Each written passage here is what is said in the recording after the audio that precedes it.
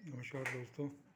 मैं आपसे आर्थिक शिक्षा के बारे में बात कर रहा था, पैसे की समझ के बारे में बात कर रहा था। क्योंकि हम ये बता चुके हैं कि हमारे जीवन में आर्थिक आज़ादी का बहुत बड़ा महत्व है। हमें पैसे कमाने के चक्कर में नहीं रहना है, बल्कि पैसे की समस्या को हल करने की कोशिश करनी है, ताकि हम जीवन भर पैसे के पीछे नहीं भागते रहें, पैसे के लिए समय न देते रहें, बल्कि पैसा हमारे लिए काम करे, पैसा हमारे लिए सुविधा दे और पैसा हमारे लिए एक सर्वेंट का काम करे। यह हमारी कोशिश होनी चाहिए। पुराने समय में जब कृषि युग में हम लोग थे, हमारे जब पूर्वज थे, उस समय इस तरह की स्थिति थी कि गांव में सभी लोग आर्थिक आज़ादी प्राप्त कर चुके थे। उन्हें पैसे के लिए कहीं काम नहीं करना पड़ता था, पैसे के लिए कहीं जाने की ज़रूरत नहीं थी, कहीं नौकरी में जाना नहीं था, बल्कि वो अपनी संपत्ति के मालिक थे, अपने मकान, ज़मीन और पशुओं के मालिक थे।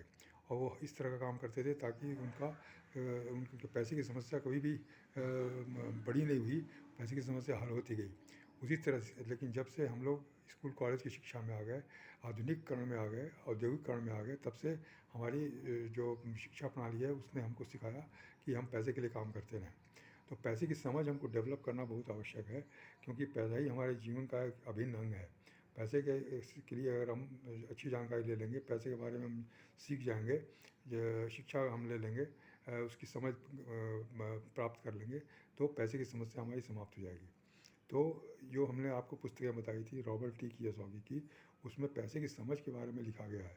जो पहली किताब है रिच डैड पुअर डैड, उसमें उन्होंने पैसे की समझ के बारे में लिखा है कि हम क्या जीवन में किस तरह से पैसे का महत्व मानते हैं, किस तरह से हमारे माँ बाप, हमारे गार्जियन पैसे के बारे में बताते हैं, हमको किस तरह के जीवन जीने की प्रेरणा देते हैं।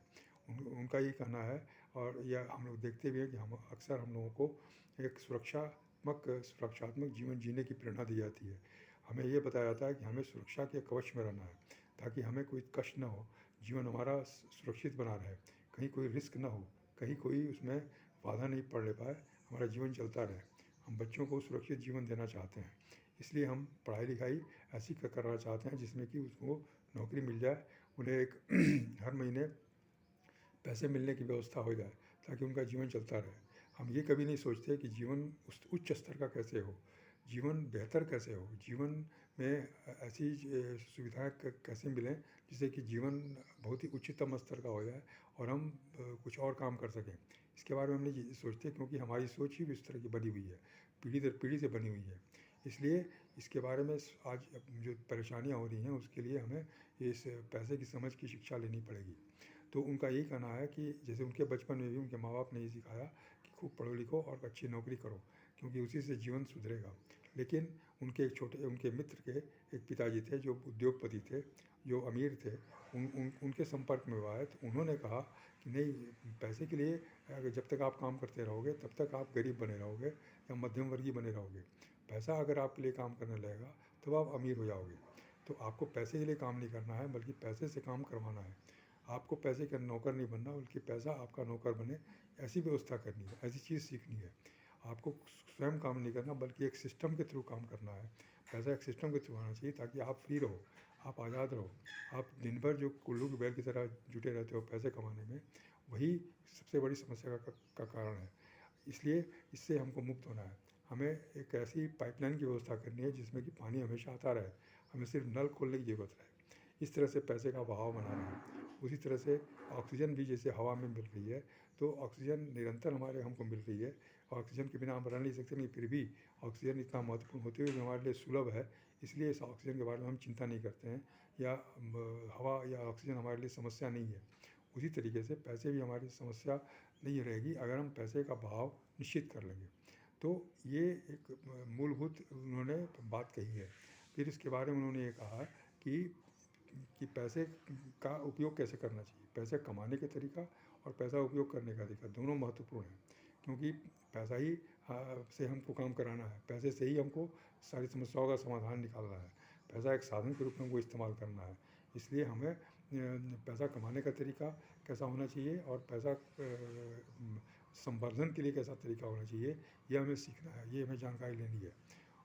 उनका ये कहना है कि पैसा जो है वो हमें कमाने का नहीं है, बल्कि पैसा हमारे पास लगातार आते रहना चाहिए। जैसे कि हम बैंक में पैसा जमा करते हैं, अगर एफडी करते हैं, फ़िक्स डिपॉज़िट करते हैं तो वहाँ से हमको हर महीने कुछ ब्याज मिलता है या साल में कुछ ब्याज मिलता है, तो उसके लिए हमें काम नहीं करना पड़ता, इसलिए हमें वो निष्क्रिय आमदनी मिलती रहती है। अगर हम ज़मीन ले लेते हैं तो उसका रेट बढ़ता जाता है, उसका रेंट बढ़ रहा है, उसकी कॉस्ट बढ़ रही है, इसलिए वो हमें पैसा कमा के दे रहा है, इसलिए वहाँ से हमें निष्क्रिय आमदनी मिल रही है, उसके लिए हमें कुछ काम नहीं करना पड़ता। उसी तरह से अगर हम एक मकान बना कर के किराए पर लगा देते हैं, कोई दुकान बना के किराए पर लगा देते हैं, तो वहाँ से हर महीने जो आय हो रही है किराए की, वो हमारे लिए एक निष्क्रिय आमदनी है, उसके लिए हमें काम नहीं करना पड़ा है। हमने एक बार काम कर दिया लेकिन उसका हमको फ़ायदा हमेशा मिल रहा है। तो इस तरह का कार्य हमें करना चाहिए, न कि रोज़ हम सुबह से शाम तक की नौकरी करते हैं, समय देते हैं, मेहनत करते हैं, उसके बाद हमको पैसे मिलते हैं। तो उसमें ये सबसे बड़ा रिस्क है कि जिस दिन हम काम नहीं करेंगे, जिस दिन हमारी क्षमता समाप्त हो जाएगी, जिस दिन हमारा स्वास्थ्य ठीक नहीं रहेगा, हम नहीं काम कर पाएंगे, उस दिन हमारी आमदनी बंद हो जाएगी। लेकिन इसलिए हमारी सबसे बड़ी समस्या यही है कि हमारी आमदनी बंद होने का डर हमेशा हमें हमें रहता है, पैसा कम होने का हमें डर रहता है। इसलिए पैसा रहते हुए भी, पैसे की अधिकता होने के बावजूद भी हम सशंकित रहते हैं, हम असुरक्षित महसूस करते हैं, क्योंकि आने वाले समय में कब क्या हो जाएगा हमको पता नहीं, हम काम कर पाएंगे कि नहीं कर पाएंगे वो पता नहीं, पैसा हमारे पास आएगा कि नहीं आएगा ये पता नहीं, इसलिए हम सशंकित रहते हैं।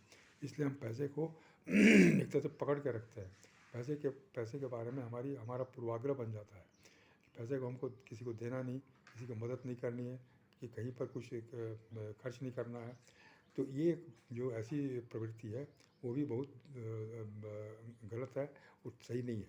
इसलिए हमें सबसे पहले अपने विचारों को सही बनाना है और सही ढंग से सोचने का ये करना है, आदत डालनी है, यह बहुत ही आवश्यक है और इसके बारे में हमें लगातार जानकारी लेती रहनी चाहिए। धन्यवाद, फिर आपसे आगे बात करें।